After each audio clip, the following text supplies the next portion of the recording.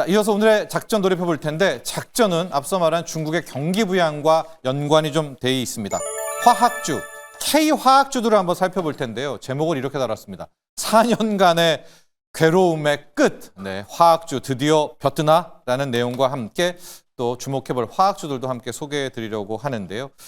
자, 국내 화학주뿐만이 아닙니다. 전 세계 화학기업 웬만한 주식시장에 가서 보면 뭐 2년, 3년, 4년 가까이 추세적 하락이라고 하죠. 완전히 무너지는 차트들이 계속해서 나오고 있습니다. K화학주들만 놓고 보면 뭐 LG화학은 그 사이에 LG에너지솔루션이라는 또 물적 분할도 있었지만 이 외에도 뭐 로케 뭐 등등 웬만한 화학주들 다 60%, 70% 가까운 주가 급락이 나온 그런 상태입니다.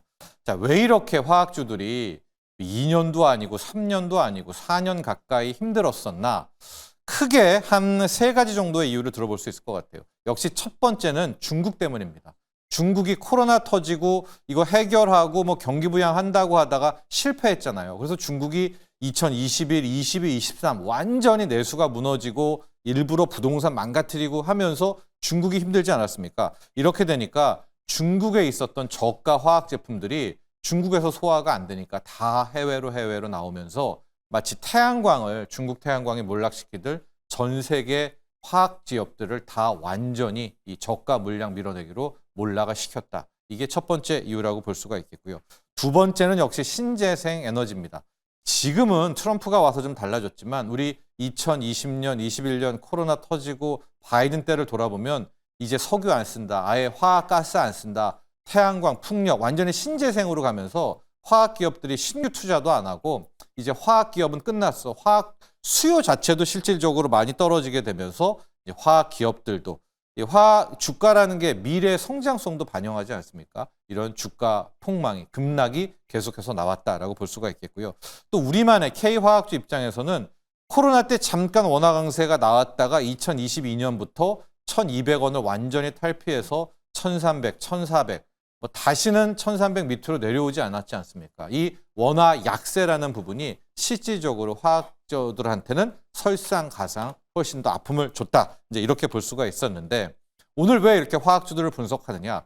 이 화학주들이 올 2분기를 기점으로 좀 변곡점을 가질 그럴 가능성이 높아졌다.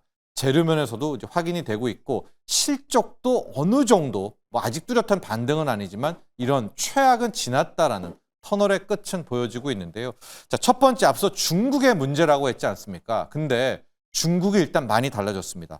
지금 트럼프도 관세 압박을 하고 있고 그동안 워낙 저가 밀어내기 물량을 많이 쏟아내서 이제 추가로 이제 중국에서 나올 저가 물량이 없습니다. 그러니까 중국의 싸구려 화학 제품 때문에 이제 화학 기업들이 영향을 받을 가능성은 거의 없다. 그리고 앞서도 얘기했지만은 이제 중국이 이런저런 내수 부양을 계속하고 있고요. 당장 어제도 긴급 무역 관련한 긴급 내수 부양이라는 이름으로 190조 뿌리고 지진율도 0.5%포인트 인하하고 이런 흐름들이 나오고 있어서 중국 이슈가 이제 중국 악재죠. 어느 정도 해소 국면에 들어가고 있다.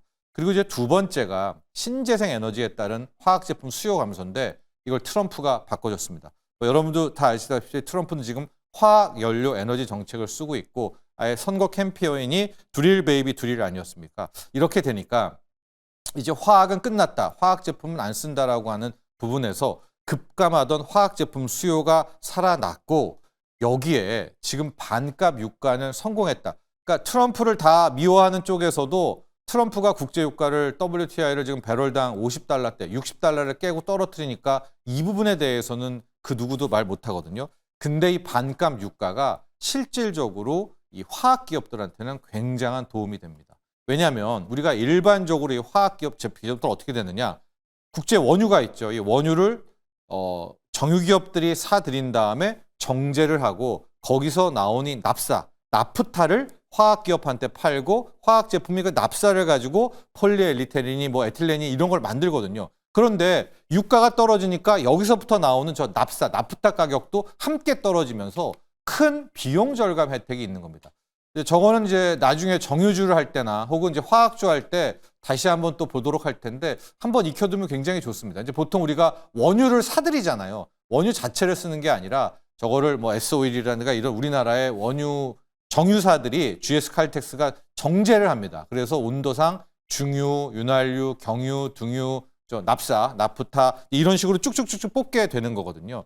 저걸 가지고 뭐 휘발유도 쓰고 디젤도 쓰는데 화학 기업은 저기 중에서 빨간고루 체크한 저 납사, 나프타를 사들여서 이제 화학 기업들이 그걸 가지고 뭐 PVC니 이런 것들을 만드는 구조였기 때문에 유가가 떨어지면 당연히 나프타 가격도 떨어지고요. 그러면 화학 기업들 입장에서는 비용 절감 혜택이 있다라는 겁니다. 또 하나가 지금 천연가스의 붐이잖아요. LNG. 천연가스에서도 실은 에탄, 프로판 이런 것들을 뽑아내거든요. 그러니까 천연가스가 다시 오게 되면 이 역시도 화학기업들한테는 굉장히 수급이라든가 원료 이 비용 절감에 용이하다라는 부분도 있고요. 앞서 이제 세 번째 화학기업을 괴롭혔던 게 원화 약세 아니었습니까? 우리가 어제도 원화 강세 수혜주들 보고 뭐 한국전력, 대한항공 뭐 급등을 하지 않았습니까? 화학기업들도요. 숨은 원화 강세 수혜주입니다. 왜냐하면 원유를 사들이는 거니까 거기서부터 시작이 되니까요. 정유주들뿐만이 아니라. 그래서 1,300원대에서 안착이 된다면 이 부분도 나쁘지 않다라고 볼 수가 있겠습니다. 크게 저는 이제 두 개를 픽을 합니다. 이제 하나는 금호석유화학이고 하나는 의외로 롯데케미칼을 뽑았는데요. 금호석유화학은 여러분들 너무나 잘 아시죠? 합성고무입니다. 합성고무로 세계 1위를 갖고 있고요. 고객들을 보면 웬만한 타이어 회사들, 글로벌 타이어 회사들, 제지 회사들, 신발 만드는 곳 다 이 금호석유화학의 고객들이다 이렇게 보시면 될 것 같습니다. 게다가 이 타이어 같은 경우에는 뭐 내연차, 전기차를 안 가리고 다 필요하잖아요. 전기차 득세했을 때는 전기차 타이어, 전기차 캐짐일 때는 내연차 타이어 이런 점에서 금호석유화학을 좀 볼 수가 있겠고 최근에는 이제 천연고무 가격이 워낙 커서 완전히 천연고무를 쓸 수가 없습니다. 이제 세상은 합성고무 시대로 바뀌었기 때문에 이제 중국에서 어느 정도만 이 저가 물량만 나오지 않는다면 또한 기술력 차원에서 보면 금호석유화학의 경쟁력이 있다라고 볼 수가 있겠고 이 수술용 장갑 같은 경우에도 이제 중국의 저가 물량이 많거든요. MB 라텍스 이건 이제 미국이 다 막아주면서 오히려 그 반사 효과를 또 금호석유화학이 누리고 있어서 실질적으로 그동안에 괴롭혔던 이 중국발 악재들이 해소가 되면서 가장 돋보일 이 타이어 합성고무의 금호석유화학을 일단 탑픽으로 뽑아보고요.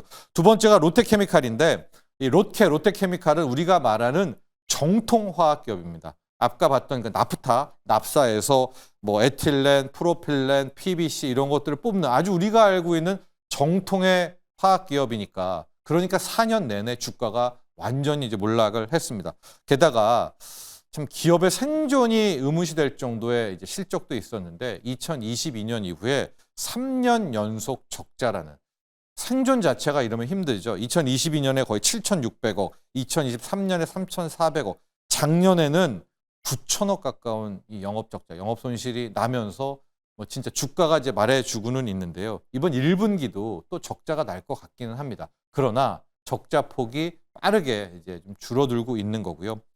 제가 보는 것은 이 주식이라는 게 좀 잔인해서 이런 힘든 기업이 마지막 끝판왕 사람 자를 때 실은 그때가 바닥이고 올라가거든요. 근데 지금 보면 이 롯데케미칼이 다 팔고 있습니다. 일본 소재기업 레조낙 팔고요. 인도네시아의 지분도 거의 절반 팔고요. 파키스탄 법인 완전히 다 매각을 해버리고 싹 다 이 사업부 다 줄여놨고 여기에 회사 차원에서 권고사직이 진행 중이고 이때까지 롯데케미칼은 창사 이래 생산직 직원은 감원을 한 적이 없었다고 합니다. 근데 이번에 생산직도 함께 구조조정이 단행하고 있거든요.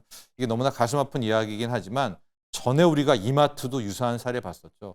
이마트에서 창사 이래 처음으로 감원 단행하고 권고사직 받은 직후부터 뭐 그루 여러 가지 테마가 있었지만 이마트가 그때가 바닥이었었거든요. 그런 차원에서 보면 아마 이구환신이 펼쳐지게 됐을 때 가장 뭐 큰 수혜, PVC, 폴리에틸렌, 에틸렌, 정통 화학기업 아닙니까? 그래서 롯데케미칼도 이번에 새롭게 화학주들과 함께 살펴보는 기업으로 점검을 해봤습니다.